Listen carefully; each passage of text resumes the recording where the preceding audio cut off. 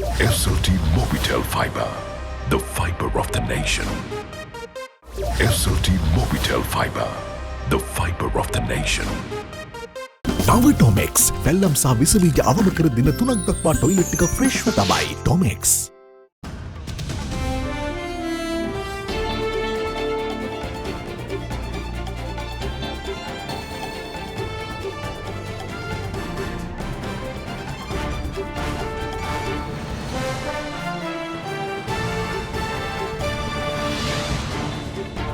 Tonight, recipe for success. President Gotabaya Rajapaksa warns against taking national security for granted. The security and stability that Sri Lanka enjoys today must never be taken for granted.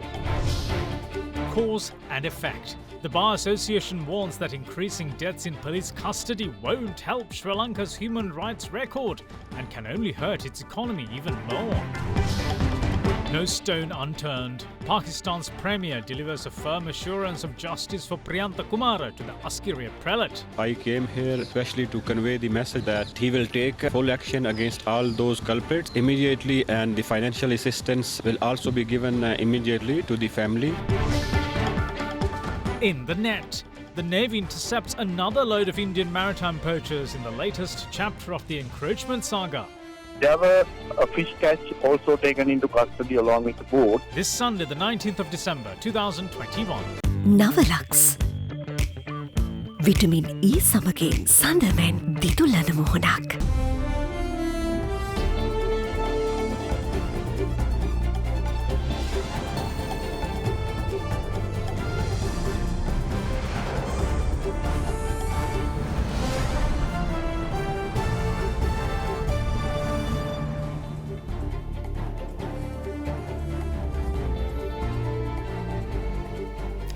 President Gotabaya Rajapaksa is warning against taking national security for granted. Meanwhile, the Bar Association of Sri Lanka also has a warning that is on increasing deaths in police custody. It says such incidents won't help Sri Lanka's human rights record. Further, Pakistan's Prime Minister has delivered a firm assurance of justice for Priyanta Kumara to the Chief Prelate of the Askiriya chapter. And last but not least, the Navy has intercepted another load of Indian maritime poachers in the latest chapter of the encroachment saga. Good evening. Welcome to First at 9. I'm Dhamike Kanaka. Now let's get into it. President Gotabaya Rajapaksa says that the country's hard-earned stability and security must not be taken for granted. Addressing the dismissal of the 96th commissioning parade of the Sri Lanka Military Academy in Diatalava, the head of state called on the young officers to stand up for and protect the country's national security with the instincts and experience gained through their military training. The 96th commissioning parade of the Sri Lanka Military Academy in Diatalava was held this morning under the patronage of President Gotabaya Rajapaksa. A total of 316 officers who followed training in 5 courses passed out as young army officers during the day.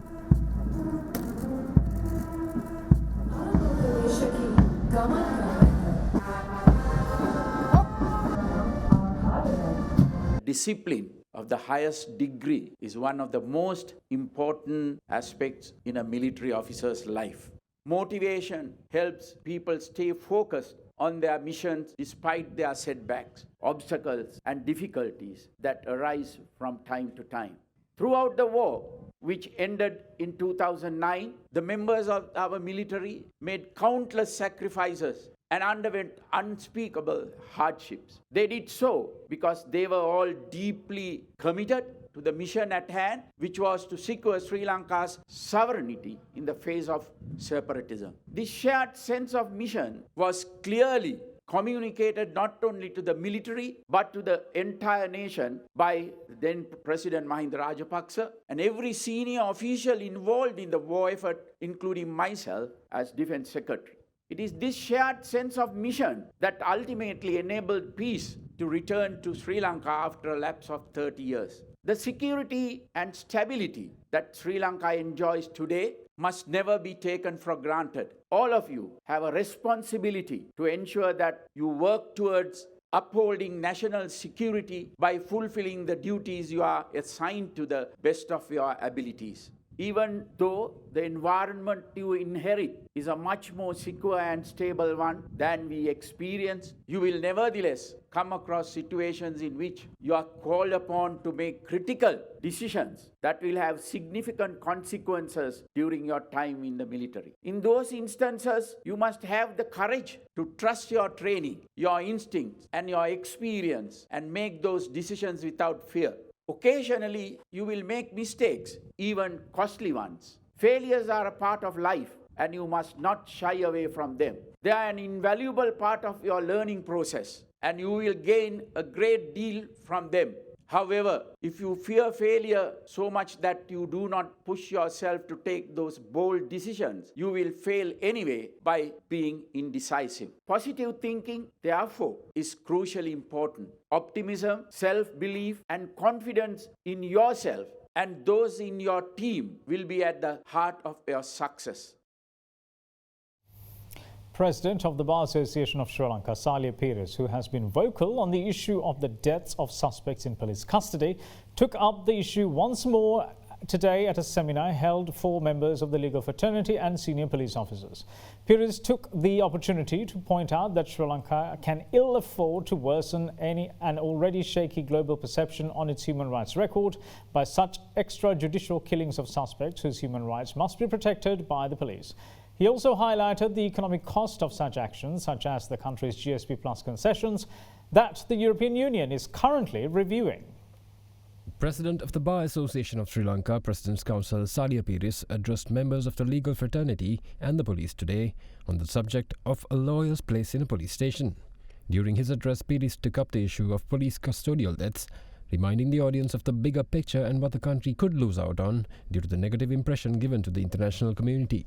සමහර police නිලධාරීන් සත්භාවයෙන් විශ්වාස කරනවා මේ පොලිසියේ විමර්ශන තුල සමහර විට රළු ආකාරයෙන් කටයුතු කරන්න වෙනවා. සමහර විට ඇත්තටම විත්තිකාරයෙක්ට පහර දෙන්න නැතුව විමර්ශන කරන්න බැහැයි කියන ස්ථාවරේ සමහර පොලිස් නිලධාරීන් ඉන්න අපි. නමුත් යම් අවස්ථාවක නීතිය රැහැනට හසු වුණාම ඒ නිලධාරීන්ව බේරන්න කවුරුත් ඉදිරිපත් වෙන්නේ නැහැ. අද දවස් වල මම කැමති කාරණා දෙකක් මතු කරන්න. එකක් තමයි මේ පහුගිය කාලේ පොලිසිය තුල පොලිස් අත්අඩංගුවේ ඉන්න ඒ සැකකරුවන් මිය යාමේ සිද්ධි සම්බන්ධයෙන් ඇති වෙලා තියෙන තත්ත්වය. මොකද මේක නීතිඥ ප්‍රජාවට කෙලිම බලපාන කාරණාවක්. අපේ සේවාදායකයන්ගේ ආරක්ෂාව පිළිබඳව අපේ උනන්දුවක් තියෙන්න ඕනේ. එතකොට එවැනි තත්ත්වයක් යටතේ පොලිස් අත්අඩංගුවේ ඉන්න සැකකරුවන්ව ආරක්ෂා කිරීමේ වගකීමක් පොලිසියට තියෙනවායි කියලා ශ්‍රේෂ්ඨාධිකරණ නඩු තීන්දුව ගණනාවක දක්වලා තියෙනවා. මෑත කාලේ SCFR 577 2010 කියන නඩුවේ ඇඹිලිපිටිය පොලිසියේ අත්අඩංගුවට ගැනීමක් රාත්‍රී කාලේ ආයුධ පෙන්වන්න කියලා සැකකාරයන්ව ගෙනියනවා විවෘත ජීප් එකක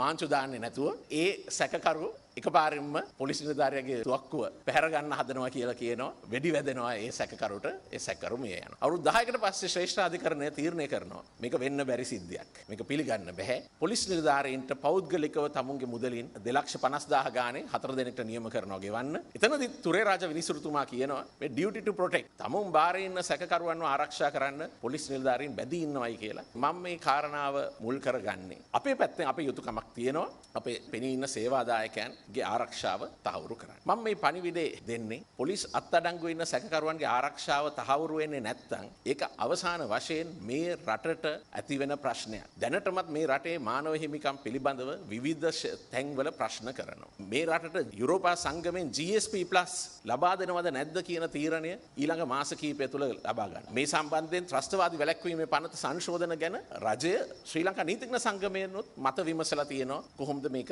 වෙන්න ඕනේ කියලා. අපිත් අපේ පසුගිය දින අපි විදේශ ඇමතුමාව හම්බෙලා එතුමත් එක්ක මේ ගැන සංවාදයක් පැවැත්තුවා. ඉතින් මේ තත්ත්වයේ යටතේ මම හිතන්නේ අපි රට ගැන හිතනවනම් අපි මානව හිමිකම් සහ නීති ආධිපත්‍ය ආරක්ෂා කරන්න ඕන. නීති ආධිපත්‍ය ආරක්ෂා කරන්නේ නැත්නම් මානව හිමිකම් ආරක්ෂා වෙන්නේ නැත්නම් ඒකේ වෙන්නේ මේ රටට හානියක්, රටට පාඩුවක්. Pakistan's Prime Minister Imran Khan has communicated a firm assurance of justice for Priyantha Kumara and his family to the Chief Prelate of the Askiriya Chapter, Most Venerable Warakagoda Sri Jnana Ratana Thera today. The Pakistani Premier's message was delivered by Acting High Commissioner Tanveer Ahmed, who told media personnel afterwards that the people of Pakistan are outraged and ashamed of the isolated incident, especially as it targeted a Sri Lankan national. Pakistan's acting High Commissioner in Sri Lanka, His Excellency Tanveer Ahmad, paid a courtesy visit to the Mahanayaka of the Astgirya chapter, Most Venerable Varakagoda Jnana Ratanathera, today. During his audience with the prelate, the Pakistani envoy communicated an assurance from Prime Minister Imran Khan that all steps will be taken to bring everyone involved in the brutal murder of Priyantakumara Devardhana to justice, and also assured that the welfare of his family would be ensured by his government. Our Prime Minister Imran Khan, he especially asked me to go there and thank the Mahanayaka because after the incident of Sialkot, brutal killing of Priyantha Kumara, and Mahanayaka, he wrote a very good positive letter appreciating immediate action taken by our Prime Minister Imran Khan. So I came here especially to convey the message of our Prime Minister that he will take full action against all those culprits and the justice will be served immediately, and the financial assistance will also be given immediately to the family. And as you know that Pakistan and Sri Lanka, they enjoy both very good, cordial and strong relations since 1948. We have very good relations in all the fields, whether it is cricket, sports, its culture and trade. All the Pakistani people, after this incident happened, they were very angry and they were ashamed. And on their social media, on the newspaper, the ladies even, they came out in the big cities to express their anger over this incident, and they said that Sri Lanka, we are sorry. This is one isolated incident, so this incident is not going to hamper our efforts and is not going to affect our relations. In the latest chapter in the Indian fishing encroachment saga, the Sri Lanka Navy had detained 43 Indian fishermen and seized 6 boats today during a special operation. Speaking to First at 9, Navy media spokesperson Captain Indika De Silva revealed that the Navy has also seized the vessel's catchers along with illegal fishing equipment on board. This incident highlights the major issues faced by the Sri Lanka's northern and eastern fisher communities in what has been a long drawn-out problem that looks to have no end in sight. The issue of encroachment of Indian fishermen into Sri Lanka's northern and eastern waters has been a major point of contention between the two fisher communities across the Pork Strait. Incidents this year involving the two groups have taken a turn for the worse, with reports of Indian fishermen resorting to attacks on local fishermen, including bodily harm and damage to fishing equipment. Even the Sri Lanka Navy says that Indian fishermen have been known to use dangerous evasive tactics when confronted with naval boats as well, making the job of taking them into custody a dangerous affair. In the latest incident that occurred yesterday, the Navy intercepted 6 boats and detained 43 Indian fishermen poaching in the seas of southeast of the Delta Island. This was a result of a special operation conducted by the Northern Naval Command. Right now, they are being produced to Kites Magistrate to the Assistant Director of Fisheries in Jaffna. There were a fish catch also taken into custody along with the boat, and there were some fishing gears on board which was also seized by the Navy in violation of Sri Lankan fishing laws. The maritime borders between Sri Lanka and India have been clearly outlined since 1976. Documents exchanged between Sri Lanka and India during the signing of the 1976 agreement clearly prohibit the encroachment of fishing vessels in the territorial waters of either country. Despite this, Indian encroachment continues, and the recent arrests just go to show that the agreement have been rendered into mere pieces of paper. In this backdrop, the long-term economic loss to Sri Lanka's fisher communities is incalculable. At the end of the day, Sri Lanka's fishermen need livelihoods to be protected from the daylight robbery that is being carried out by the hundreds of Indian vessels slipping the cracks of laws that Sri Lanka neither has the manpower or diplomatic power to enforce. Further, to insult to injury, the continued silence of the Minister of Fisheries Douglas Devanandi on the issue has left the fisher communities in the north and east without even a political leg to stand on. We will see you shortly on the other side of this break. Stay with us.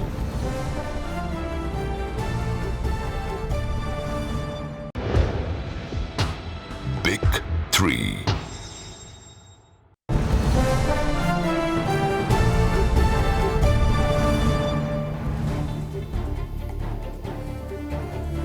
Welcome back. You're watching First at 9. Now, a preliminary study conducted in the UK has identified cold-like symptoms to be the most prevalent among Omicron patients. As such, the 5 most common symptoms identified are runny nose, headache, fatigue, sneezing and sore throat. It adds that symptoms such as fever, cough and loss of smell that were more common byproducts of the former variants are far less common among Omicron-infected patients. The lack of substantial evidence and research on the Omicron variant is keeping health authorities all over the world on their toes and with their guards up. All that is currently available is preliminary data that has not been peer-reviewed. Nevertheless, the data provides some insight and guidance on what could be expected and should be done. So far, much of the preliminary data available on the variant has focused on assessing its ability to evade vaccine and natural immunity. However, a study conducted by a group of researchers in the UK has been able to identify the most common symptoms brought on by Omicron. As such, the preliminary data from the UK has found that cold-like symptoms are more common among those infected with Omicron. The top 5 symptoms of the Omicron variant identified were runny nose, headache, fatigue, sneezing and sore throat. The Zo-COVID symptom study said that common COVID symptoms such as fever, cough and loss of smell were reported to be less common. It also reported that loss of appetite and brain fog were some other common symptoms among Omicron patients. The data is also consistent with early data from the US Centers for Disease Control and Prevention, which studied 43 Omicron cases from the 1st of December to the 8th. The CDC also found that cough, fatigue and congestion or runny nose were the most common symptoms found in the study group, of which 3/4 were fully vaccinated. The findings further imply that people need to be vigilant about their health and safety and behavior and get vaccinated without fail. This is especially important with just 6 more days to go for Christmas, as various festive activities are now on the rise. මේ උත්සව සමයත් එක්ක ඉතා පැහැදිලිව සංචරණයන් වැඩි වෙලා තිබෙනවා විශේෂයෙන්ම විනෝදචාරිකා විශේෂ අත්‍යවශ්‍ය නොවන ගමන් බිම අත්‍යවශ්‍ය නොවන එකරාශී වීම සහ විශේෂයෙන්ම අපි සිංහල අවුරුදු කාලය දැක්කා වගේ නැවතත් වෙළඳසල් සාප්පු සංකීර්ණ ජනතාවගෙන් පිරී ඉතිරලා පවතිනවා. දෙමාපියන් විසින් මේ කුඩා දරුවනොත් මේ ස්ථානවලට රැගෙන යාම සිදු කරනවා. අපි දන්නා ආකාරයට අවුරුදු 15ටලා දරුවන්ට දැනට එන්නත් ලබා දීම සිදු වෙලා නැහැ. එම නිසා ඔවුන්ට මේ රෝගය වැළඳීමේ විශේෂ හැකියාවක් තිබෙනවා. සහ විශේෂයෙන්ම ඔවුන්ට රෝග ලක්ෂණ නොපැදුනත් සමහර විට ඔවුන්ගෙන් නිවසේ සිටින වැඩිහිටියන්ට විශේෂයෙන්ම වෙනත් රෝගාබාධ සහ වයසක වැඩිහිටියන්ට මේ රෝගය බෝ වෙන්න හැකියාවක් තිබුණා. එමගින් නැවතත් මේ තත්ත්වය වැඩි දියුණු වෙලා ජීවිත හානි වැඩි වීමේ හැකියාවක් පැහැදිලිවම දක්නට ලැබෙනවා. එම නිසා මේ ඉදිරි සති දෙක තුන අතර කාලේ අපේ හැසිරීම අනුව සියලු දේවල් තීරණය වෙනවා. On developments from the vaccine front, Sri Lanka received a consignment of 842,000 Pfizer jabs today. So far, Sri Lankan health authorities has administered the Pfizer jab as a booster dose to 2,430,484 people. 15,967,577 people have been administered with one of the 5 doses of a vaccine utilized in the country, while 13,809,954 out of them have been completely immunized. In the meantime, the government has decided to make COVID-19 vaccination cards mandatory when entering public places from the 1st of January. This was announced by Tourism Minister Prasanna Ranatunga today during the Gampaha District COVID-19 Committee meeting. The minister added that members of the public will not be allowed to enter places without scanning the registration QR code. When implemented, he added that those without updated vaccination cards will be restricted from entering public areas. The minister further said that it is the responsibility of all Sri Lankans to get their vaccines when the opportunity presents itself. The Presidential Committee appointed to probe LP gas-related explosions is set to submit its report to the President tomorrow. In the meantime, 2 vessels with LPG on board currently anchored in Sri Lankan waters are yet to receive the seal of approval from the Sri Lanka Standards Institute and the Consumer Affairs Authority to unload their cargo. Out of the 3 vessels that have arrived in Sri Lanka with LP gas on board, 1 vessel got approval yesterday to unload its consignment to be supplied to the Litro gas terminal in Muthurajavela. According to Litro chairman Teshara Jayasinghe, the level of ethyl mercaptan in the vessel's cargo was adjusted to match the standards of the Sri Lanka Standards Institution. With regard to the remaining ships anchored off the Keravalapitia coast, SLSI officials obtained samples of their LPG cargo, and the reports will be made available for the decision-making process soon. In this backdrop, the State Ministry of Consumer Protection has directed the Consumer Affairs Authority to ensure that Litro Gas Lanka Limited and Lavs Gas PLC distributes gas in compliance with SLSI standards according to the appeal court order. Meanwhile, the chairman of the Presidential Committee appointed by President Gotabaya Rajapaksa to probe the LP gas-related explosions, Professor Shanta Walpola told AdaDerana that the report will be submitted to the President tomorrow. Further, the report prepared by the Human Rights Commission with regard to the explosions is also expected to be submitted to the President as well. In other local news, the Department of Meteorology predicts that the country could expect rather fair weather over the island in the days leading up to Christmas. However, the department says that some mild spells of showers could be expected in certain areas of the island. The Department of Meteorology has forecasted that in the 6-day run-up to Christmas, various parts of the country could expect showers, but fair weather could prevail over most parts of the island. The department says that several spells of showers could be expected in the northern, north-central and eastern provinces and in the Matale district. Showers or thunder showers will occur at several places in the western and Sabaragamu provinces and in the Nuwara, Galle and Matara districts during the evening or night. Fairly heavy rainfall above 75 mm can be expected in some areas in the districts of Ratnapura, Nuwara, Galle, Matara and Kalutara. As such, the Department of Meteorology urges the general public to take adequate precautions to minimize damages caused by temporarily localized strong winds and lightning during thunder showers. In the meantime, the Meteorology Department says that a low-pressure area lies over the southeast Bay of Bengal and that it is likely to move northeastwards. Several spells of showers will also occur in the sea areas of the coast extending from Kankasanture to Potuville, via Trincomalee and Batiklo, while showers or thunder showers are expected to take place at a few places in other sea areas during the evening or night. Wind speeds are expected to increase up to 40 km per hour at times in the sea areas around the island. The department warns that wind speeds can increase up to 45 to 50 km per hour at the sea areas of the coast extending from Kankasanture to Colombo via Manna and Puttalam. The sea areas of the coast extending from Kankasanture to Colombo via Manna and Puttalam can also be rough at times. The other sea areas around the island will be fairly rough at times.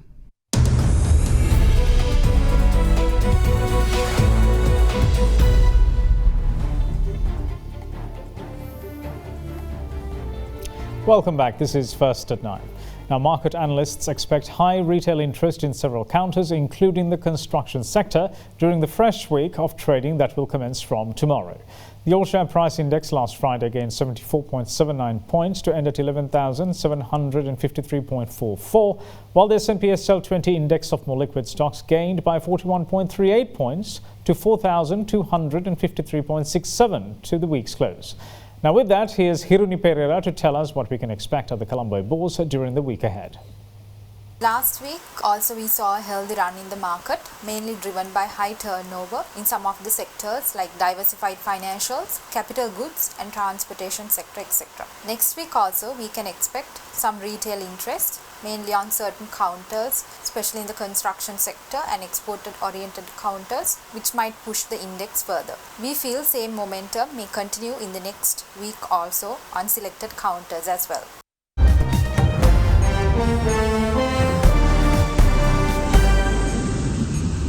The Netherlands entered a nationwide lockdown today in a bid to ensure the country doesn't suffer a severe wave of COVID-19 due to the Omicron variant.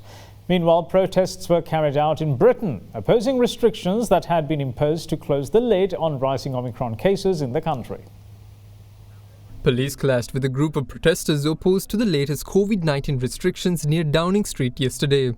The police said that a number of officers were injured, but so far no arrests had been made. The protests come in the backdrop of Britain's surge in cases of the Omicron variant that government advisors said could be just the tip of the iceberg.